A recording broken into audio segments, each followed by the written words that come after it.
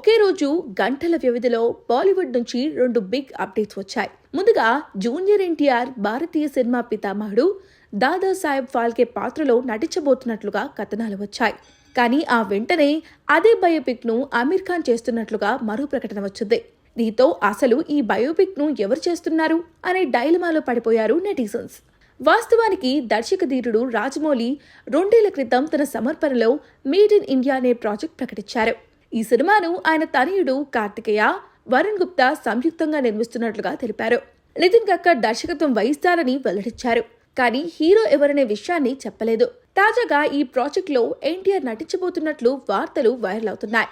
ఇప్పటికే ఈ ప్రాజెక్ట్ కు ఎన్టీఆర్ గ్రీన్ సిగ్నల్ ఇచ్చినట్లుగా తెలిసిందే. కానీ అమీర్ ఖాన్ కూడా దాదా సాహెబ్ ఫాల్కే బయోపిక్ లో నటించబోతున్నట్లుగా బాలీవుడ్ వర్గాల ద్వారా మరో అప్డేట్ వచ్చింది.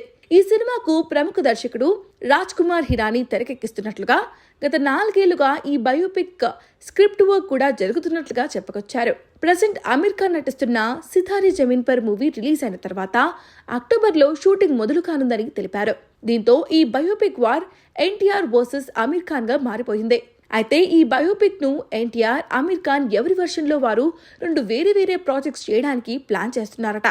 కానీ ఇద్దరు దర్శక దిగ్గజాలు ఒకే బయోపిక్ ని 2 వెర్షన్స్ లో తెరకెక్కించడం ఎంతవరకు కరెక్ట్ అనే వాదన వినిపిస్తోంది.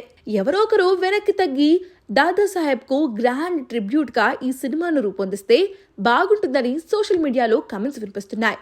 మరి దాదా సాహెబ్ ఫాల్కే బయోపిక్ ఎవరు చేస్తారు, ఎవరు వెనక్కి తగ్గుతారు అనేది తెలియాలంటే ఇంకొన్ని రోజులు వెయిట్ చేయాల్సిందే.